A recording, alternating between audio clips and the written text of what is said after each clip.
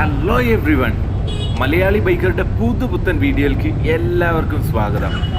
Royal എൻഫീൽഡിൻ്റെ Meteor. അപ്പോൾ Meteor എടുത്തിട്ടൊന്ന് നമുക്കൊന്ന് ടെസ്റ്റ് ഡ്രൈവ് ചെയ്ത് അതിൻ്റെ റിസൾട്ട് എന്താണെന്നുള്ളതൊക്കെ കംപ്ലീറ്റ്ലി ഞാൻ നിങ്ങൾക്ക് പറഞ്ഞുതരാം. വീഡിയോ മൊത്തമായി കാണുക, ചാനൽ സബ്സ്ക്രൈബ് ചെയ്യുക, ലൈക്ക് ചെയ്യുക, ഷെയർ ചെയ്യുക, സപ്പോർട്ട് ചെയ്യണം കേട്ടോ. ഫസ്റ്റ് ഇംപ്രഷൻ തന്നെ കിടിലൻ കേട്ടോ. ഈ ഒരു വണ്ടിയിൽ ഒരു രക്ഷയല്ല. സീറ്റിംഗ് പോസ്റ്റർ എന്ന് കണ്ടു കഴിഞ്ഞാൽ ഇത് കണ്ടോ, സീറ്റിംഗ് പോസ്റ്റർ തന്നെ അടിപൊളിയാണ്. പിന്നെയെന്ന് വെച്ച് കഴിഞ്ഞാൽ ഇത് കണ്ടോ, ഇതിൻ്റെ ക്ലസ്റ്റർ മീറ്റർ കണ്ടോ, മീറ്ററിൽ അവൈലബിൾ ആയിട്ടുള്ള ഇൻഫർമേഷൻസും കാര്യങ്ങളും ഒക്കെ അടിപൊളിയാണ്.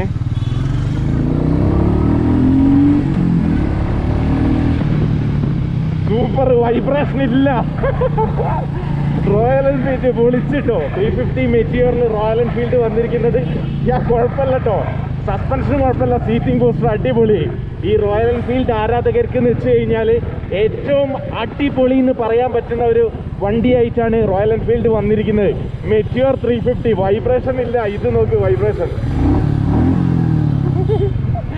വളരെ ചെറിയൊരു, വലിയൊരു RPM വളരെ ചെറിയൊരു വൈബ്രേഷൻ മാത്രമേ കാലിനുള്ളൂ. ഞാൻ ഒന്ന് എടുത്ത് കയറ്റിയോട്ടെ.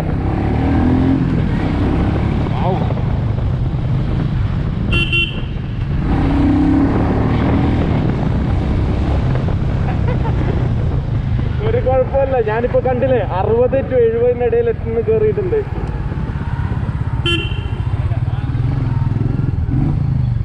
സൗണ്ടും ആണെങ്കിൽ റിഫൈൻഡ് സൗണ്ട് കയറട്ടെ.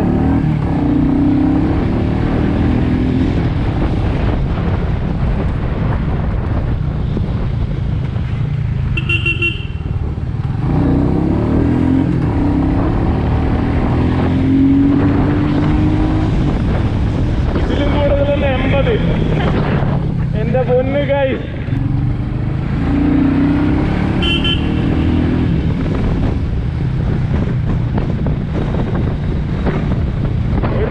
കേട്ടോ. പിന്നെന്ന് വെച്ച് കഴിഞ്ഞാൽ ഇതിൻ്റെ ഉള്ളിൽ 4-way ഇൻഡിക്കേറ്ററിൻ്റെ സ്വിച്ച് ഉണ്ട്. പിന്നെ എല്ലാ വീഡിയോയിലും നിങ്ങൾ കണ്ടിരിക്കല്ലോ, ഇതൊരു വാക്ക് അറൗണ്ട് അല്ല, ടെസ്റ്റ് ഡ്രൈവ് വീഡിയോ ആണ്. വണ്ടീൻ്റെ ടെസ്റ്റ് ഡ്രൈവിലുള്ള ഇതൊന്ന് പറഞ്ഞു തരാൻ വേണ്ടിയിട്ടാണ് നിങ്ങളോട്. ഞാൻ ഇനി എടുത്തിട്ട് പോവാണ്, കുറച്ചൊന്ന് റാഷ് ഡ്രൈവ് ചെയ്യട്ടെ, പെട്ടെന്ന് വണ്ടി കൊടുക്കണം. അമ്പൊന്ന് ചാടിയട്ടെ, കുഴപ്പമില്ല, നൈസ്.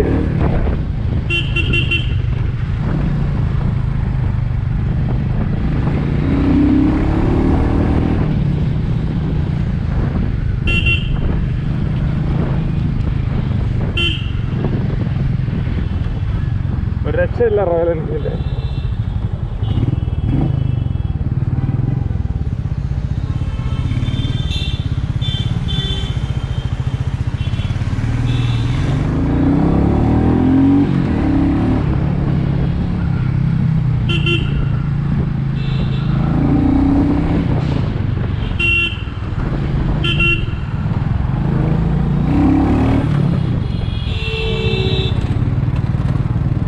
ഓടിക്കുന്നത് കുറച്ച് റാഷാണെന്നുള്ളത് അറിയാം. അതെന്താണെന്ന് വെച്ച് കഴിഞ്ഞാൽ ഞാൻ ഈ ടെസ്റ്റ് ഡ്രൈവ് ആയതുകൊണ്ടാണ്.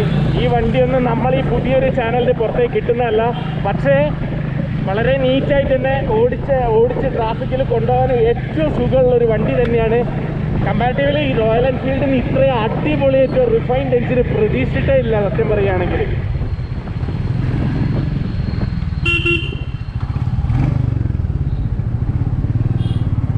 പിന്നെ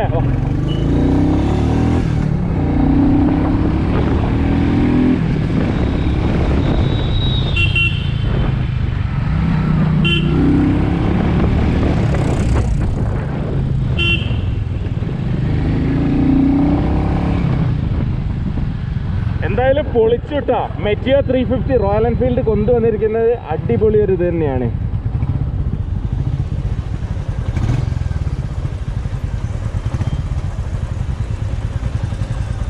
ഓവറോൾ ഈ ഒരു കളറായാലും ശരി, ഹീറ്റ് കുറച്ച് ഫീൽ ചെയ്യുന്നുണ്ട്. പിന്നെയെന്ന് വെച്ചാൽ സ്വിച്ചസും കാര്യങ്ങളൊക്കെ എല്ലാത്തിലും കാണുന്ന പോലെ തന്നെയാണ്. പിന്നെയെന്ന് വെച്ചാൽ ഇതിനൊരു എക്സ്ട്രാ 2 മീറ്റർ ഉണ്ട്. 1 മീറ്റർ എന്ന് വെച്ച് കഴിഞ്ഞാൽ നാവിഗേഷനും കാര്യങ്ങൾക്കുമാണ് എന്നുള്ളത് നിങ്ങൾ ഓൾറെഡി കണ്ടിട്ടുണ്ടാവും. ഒരു രക്ഷയല്ല ഗൈസ്. റോയൽ എൻഫീൽഡിൻ്റെ ആ ഒരു വൈബ്രേഷൻ തന്നെ കുറഞ്ഞു എന്ന് തന്നെ പറയാം. ഈ ഒരു വണ്ടിയിൽ ഏറ്റവും ടോപ്പ് എൻഡ് വേരിയൻ്റാണ് കുറച്ച് കാണാൻ ഏറ്റവും രസമുള്ളത്. കംപ്ലീറ്റ്ലി എഞ്ചിൻ്റെ ഡിസൈനിലും തന്നെ ആ ഒരു ലുക്കിൽ തന്നെ മാറ്റങ്ങൾ വന്നിട്ടുണ്ട്. പിന്നെ അതുപോലെ തന്നെ സ്റ്റാൻഡേർഡ് ഹാൻഡിൽ ബാറും സ്റ്റാൻഡേർഡ് സ്വിച്ചസും ആയിട്ട് മാറിയിട്ടുണ്ട്. ക്ലസ്റ്റർ കാണാൻ ഒരു രക്ഷയില്ലാത്ത ലുക്കുമാണുള്ളത്. അതുപോലെ തന്നെ എന്താ വെച്ചാൽ ക്ലച്ച് ലിവേഴ്സും എല്ലാം തന്നെ ഇൻക്ലൂഡിങ് മിറർ ആയാലും ശരി കുറച്ചുകൂടെ സ്റ്റാൻഡേർഡ് ആയിട്ട് തോന്നിക്കുന്നുണ്ട്. സീറ്റ് ആണെങ്കിൽ തന്നെ വളരെ നല്ലൊരു കുഷനും ടാങ്ക് ആണെങ്കിലും എല്ലാം തന്നെ അടിപൊളിയാണ്. അപ്പം നിങ്ങളൊന്ന് എക്സോസ്റ്റിൻ്റെ സൗണ്ട് ഒന്ന് കേട്ടിട്ട് വരും.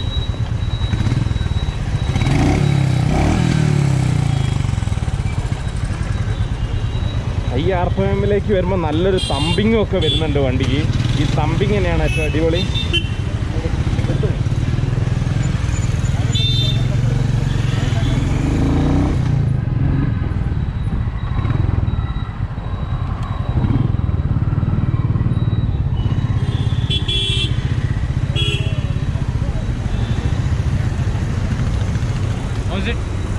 Awesome, bro.